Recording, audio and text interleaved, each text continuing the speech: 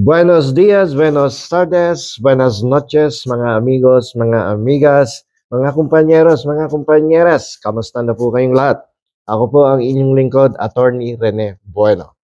Bueno, sa gabing ito ay pag-usapan po natin yung isang napakainit na usapin tungkol sa pagkakatanggal nitong si Vice President Sara Duterte bilang isang miyembro ng National Security Council. Kasama sa mga inalis na sa nasabing konseho ay si dating Pangulong Joseph Ejercito Estrada, Gloria Macapagal Arroyo at Rodrigo Roa Duterte. Ang pagkakabalasa dito sa National Security Council ay nagdulot ng maraming haka-haka at mga interpretasyon.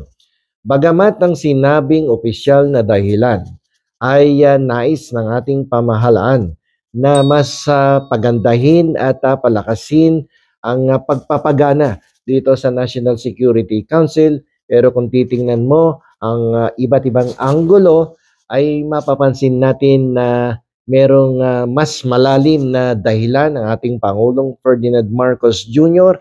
sa desisyon na rebisahin at balasahin ng National Security Council.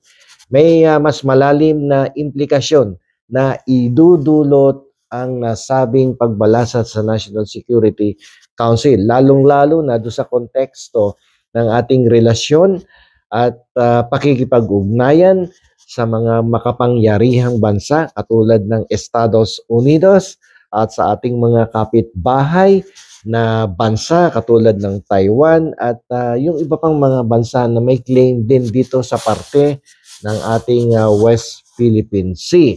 So tingnan din natin yung anggulo na meron bang impluensyang exerted by the US government upang maglabas ng ganitong desisyon ang ating Pangulong si Ferdinand Marcos Jr.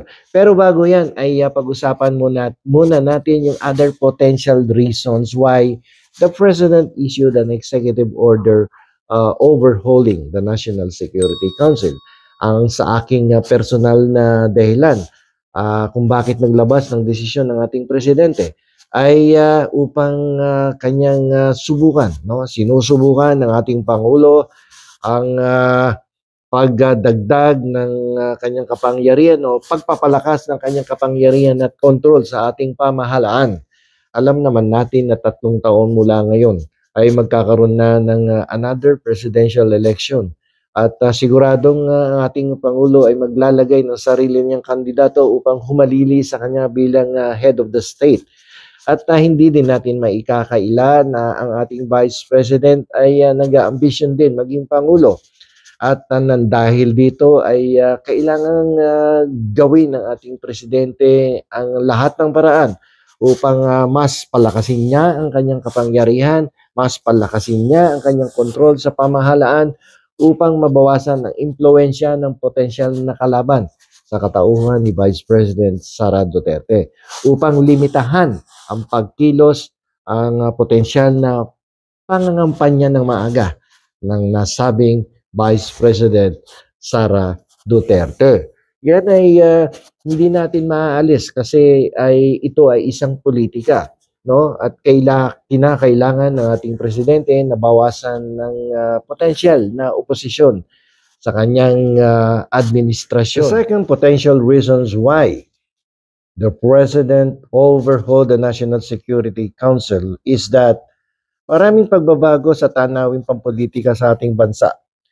Ang mga usaping pampolitika ay nagbabago. Maraming mga politiko at mga political alliances na naglilitawan. Marahil gustong ayusin ng ating presidente ang komposisyon ng National Security Council upang masiguro na ang mga taong namamahala ng nasabing konseho ay mga taong siguradong susuporta sa kanyang mga economic at political programs at susundin ang kanyang bisyon para sa isang bagong Pilipinas. Mahirap kasing magpatakbo ng isang Security Council na kung saan very obvious ang isang sitwasyon na ang Vice President ay hindi sumasang-ayon at kinakalaban ng kasalukuyang presidente. At papaano mo naman papapasukin sa konseho ang isang opisyales na halatang-halatang kumakampi sa isang bansang bumabalahura, no? Lumalapastangan sa karapatan ng mga Pilipino, lalong-lalo na sa ating soberenya pagdating sa usaping West Philippine Sea. So, kinakailangan na ang presidente ay baguhin sa bisa ng kanyang kapangyarihan ang komposisyon ng National Security Council at nang sa ganon ay magkaroon ng magandang agos at episyente ang pagpapatakbo sa National Security Council. Tungkol naman doon sa katanungan na kung nagkaroon ba ng impluwensya ang bansang Estados Unidos sa desisyon ng ating Pangulong Ferdinand Marcos Jr.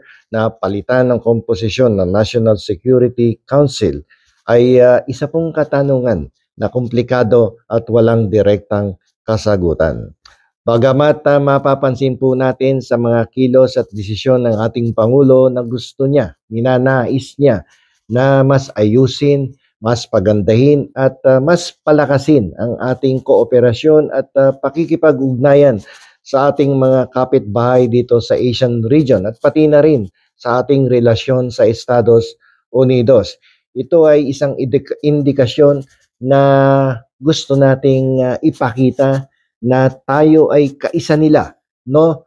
Sa pagbibigay ng proteksyon sa karapatan ng lahat ng bansa, lalong-lalo na ng Pilipinas, no? Proteksyon sa ating claim diyan sa West Philippine Sea. Sapagkat kung meron po tayong isang miyembro sa National Security Council na sumasalungat sa mga pang-ekonomiyang programa, pati na din sa mga political plans ng ating kasalukuyang presidente, ay mahirap po yun. Sapagkat paano mong sasabihin sa ating mga kapitbahay at sa Estados Unidos na tayo ay nagkakaroon ng pakikipagtulungan sa kanila kung ang isa sa mga miyembro, lalong-lalo na ang Vice Presidente, ay kumikiling sa mga foreign policy ng China at hindi ng Estados Unidos, ng Taiwan at ng iba pang mga kapitbahay na bansa sa Asian region, ay hindi tayo magkakaroon ng isang malakas na pakikipag-ugnayan sa ating mga kapitbahay. Kaya nararapat lamang na ang ating Pangulo ay kumilos, palitan ang komposisyon ng National Security Council upang ipakita sa ating mga kaalyadong bansa, lalong-lalo na sa Amerika, na tayo ay kaisa nila upang tayo naman ay mabigyan din ng proteksyon ng mga bansang ito at makipagtulungan pagdating sa pagbibigay proteksyon sa ating soberenya pagdating sa usaping West Philippine Sea. So, ang ating pong mga analysis dito, ang ating pong mga binibigay na opinion ay mga haka-haka lamang at wala pong kinalaman ng ating pamahalaan dito.